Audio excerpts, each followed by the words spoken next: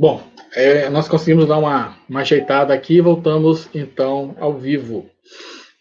Estou ainda falando do último princípio da doutrina espírita, que é a pluralidade dos mundos habitados. Lá na pergunta 55, são habitados todos os globos que se movem no espaço? Sim, e o homem terreno está longe de ser, como supõe o primeiro, inteligência, bondade e perfeição. Então, nós vamos ter mundos habitados por espíritos e mundos habitados por encarnados e desencarnados. Então, nenhum mundo é estéril. Então, todos os planetas que existem ao redor de todas as estrelas, eles têm uma razão de existir. Deus não faz nada ao acaso, nada sem função alguma.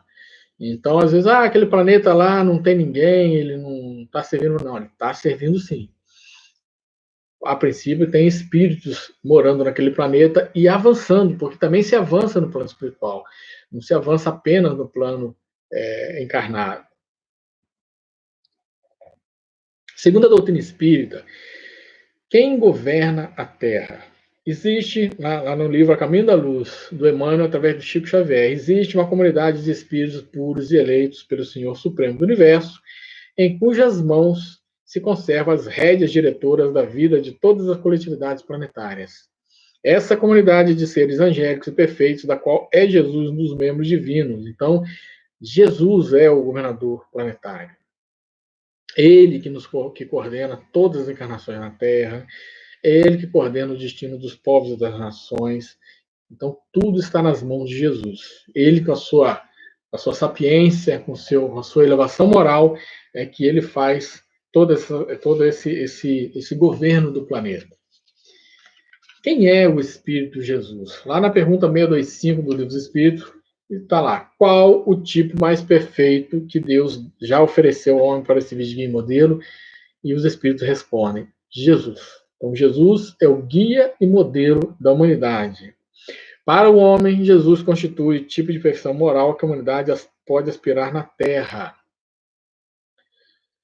Deus nos oferece como o mais perfeito modelo e a doutrina que ensinou a expressão mais pura da lei do Senhor. É a doutrina cristã. O que são as leis morais? São um compêndio de leis naturais ou leis divinas existente no Livro dos Espíritos. A primeira lei moral seria a lei de adoração. Mostra o sentimento inato que todos os viventes possuem da divindade. A segunda, lei do trabalho, é uma necessidade, a necessidade de se trabalhar. Lei de reprodução, relativa à reencarnação, né? Como que nós vamos reencarnar se não existe a reprodução no planeta? Lei de conservação, então é o esforço que todos nós temos que envidar para nos conservarmos vivos. Os instintos têm muita relação com a lei de conservação. Lei de sociedade, todos os indivíduos têm responsabilidade para com outros seres humanos. Então, para viver em sociedade, nós temos que evoluir bastante. A nossa sociedade ela tem evoluído muito, mas precisamos evoluir muito mais ainda. Tá? Lei de progresso. Há uma inexorabilidade que sejamos encarnados ou desencarnados, todos estaremos sujeitos à lei de progresso. Então, às vezes a gente olha, mas essa pessoa ela vem errando em diversas encarnações, mas ela vai evoluir. É inerente ao espírito humano. Ela vai evoluir uma hora. Ela não deixará de evoluir em hipótese alguma. Ela vai evoluir. Uns evoluem mais cedo, outros mais tarde, outros muito mais tardiamente, mas evoluem. Ou pelo amor ou pela dor. Lei de igualdade. Embora todos os espíritos tenham partido de um mesmo ponto, uns progridem mais que os outros. A desigualdade refere-se apenas ao mérito. Mas todos são iguais. Então, ao mérito, né, é que se refere essa desigualdade. Lei de liberdade, essa igualdade. Lei de liberdade. Quanto maior for a obediência à lei de Deus, maior a liberdade do ser humano. Então, quanto mais formos evoluídos, mais liberdade teremos para exercer a nossa liberdade. O André Luiz que fala que o livre-arbítrio ele é relativo, ele não é absoluto. Ele só será absoluto quando for uma ação de amor. Quando não for uma ação de amor, ele é relativo. Então, às vezes, o indivíduo está cometendo erros e mais erros, vem o plano espiritual e o retira da encarnação. Então, o livre-arbítrio dele foi tolhido, porque ele estava prejudicando uma grande quantidade de pessoas. E a última, que é a lei de justiça, amor e caridade. É a mais importante porque resume as leis anteriores. Lei de justiça, de amor e caridade. Caridade que é a base da doutrina espírita, a base fundamental da doutrina espírita. Como diz São Vicente de Paulo, no Evangelho segundo o Espiritismo, capítulo 8, item 12. A caridade é a virtude fundamental sobre que há de repousar todo o edifício das virtudes terrenas. E tem a frase, célebre frase da doutrina espírita, fora da caridade não há salvação, que é o título do capítulo 15 do Evangelho segundo o Espiritismo.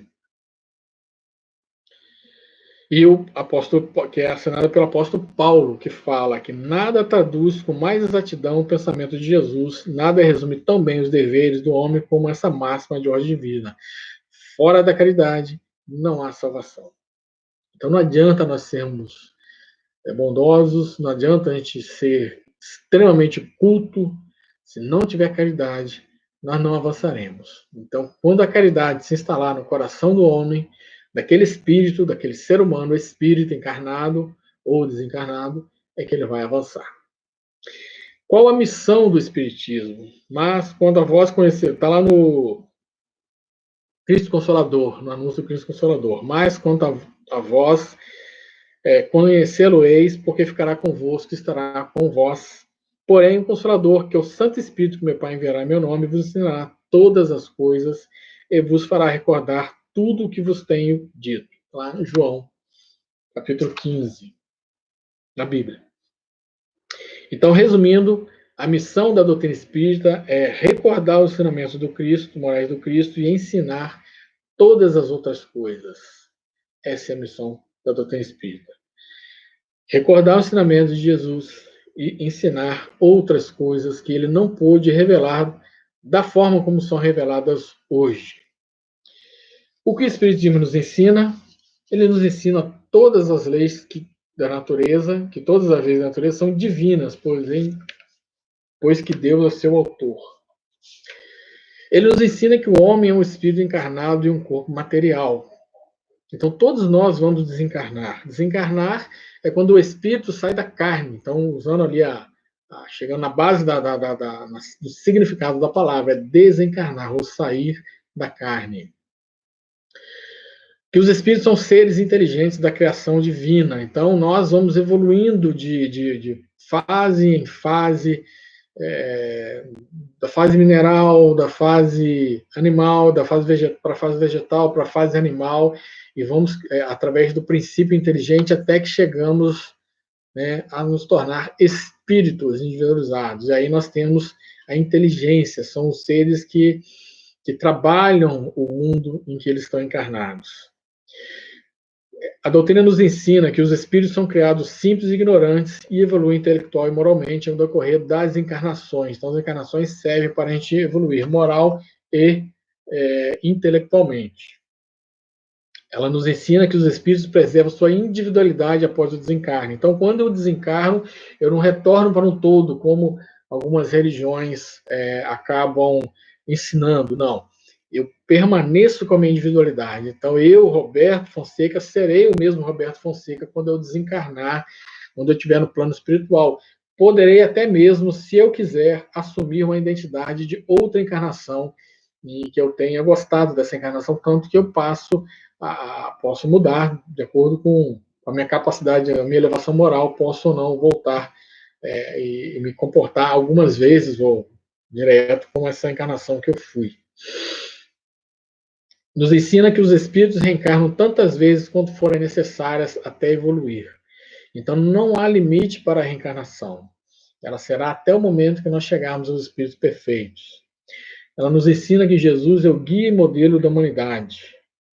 Ela nos ensina que o homem tem um livre-arbítrio para agir, embora responda pelas consequências. Tem uma frase de Emmanuel, que é muito bonita, Emmanuel, né? Que é muito bonita, que o plantio é facultativo, mas a colheita é obrigatória. Tudo que nós plantarmos, nós vamos colher. Então, quando a gente às vezes vê algumas situações que a gente fica chateado porque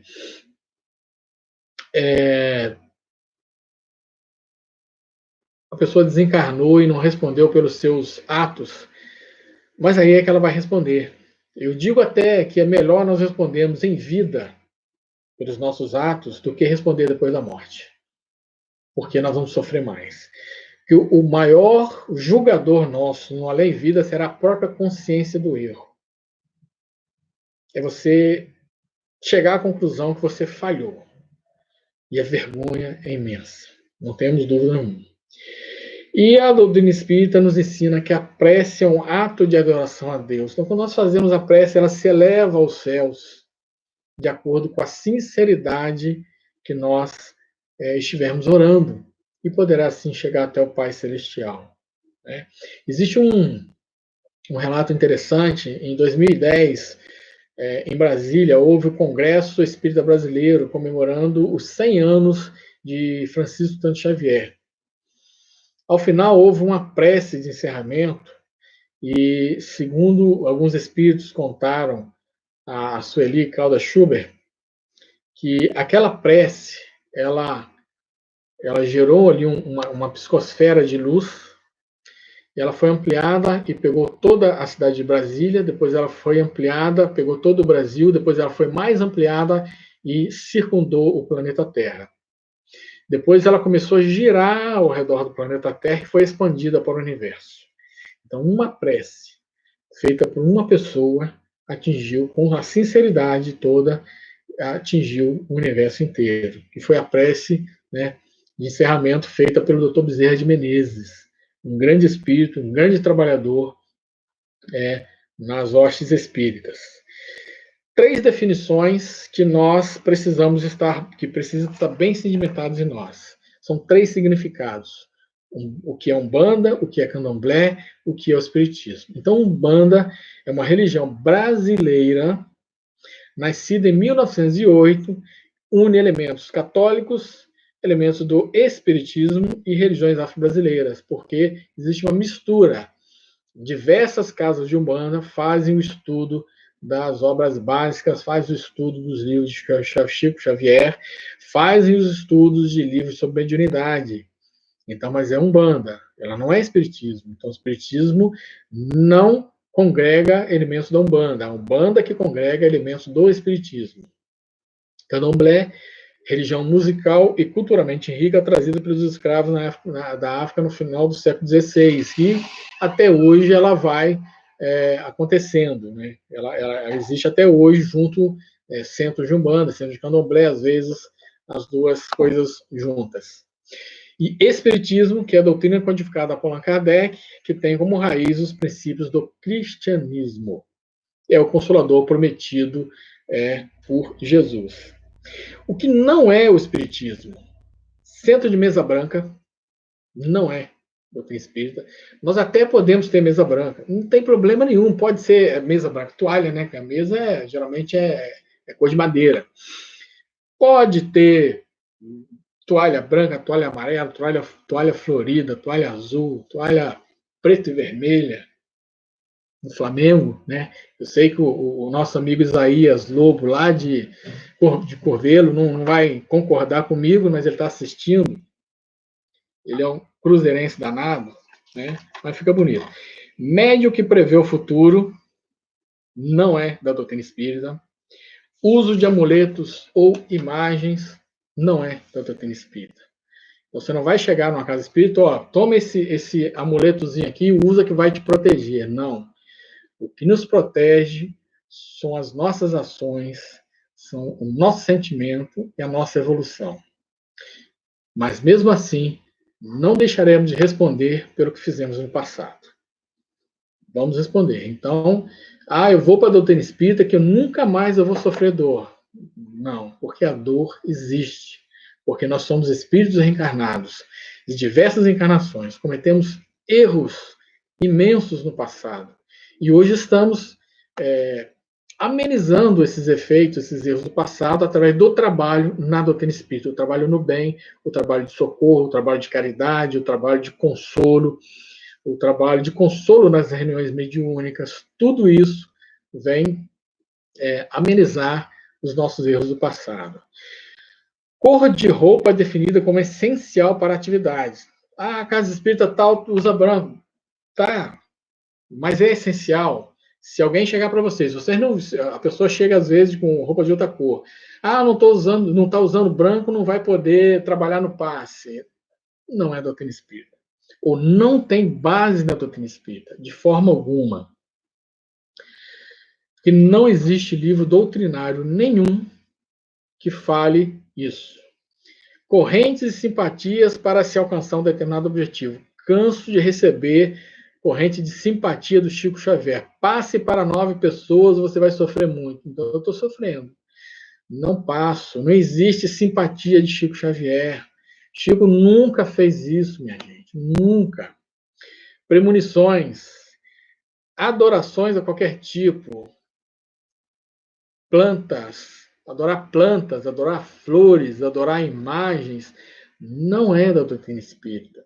Não tem base na doutrina espírita. Se alguém falar isso para vocês, foge, porque não é. Né? Não tem base nenhuma. Mensagens amedrontadoras. Agora, em tempos de epidemia do coronavírus, gente, cada um que vai acontecer isso, se não fizer isso, vai acontecer aquilo. Eu nunca vi uma mensagem de espírito superior amedrontando alguém. Não existe. E de repente aparece mensagem dizendo que é de Ismael, que é disso, que é daquele, e não é, porque estão amedrontando, estão colocando medo nas pessoas, e o espiritismo não se serve para isso. Linguagem pobre de sentido, tosca ou com críticas exacerbadas a determinado país ou etnia, ou posicionamento político. É muito comum.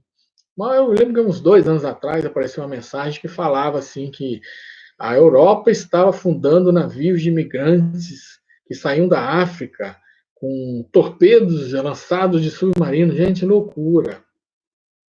Não acredito no espírito quando ele falar isso. Porque se isso estiver acontecendo, eles não vão falar dessa forma. Né? Vocês já viram o mentor de casa chegar e ele vai aconselhar de uma forma que ele não acuse ninguém. Ele não vai fazer isso.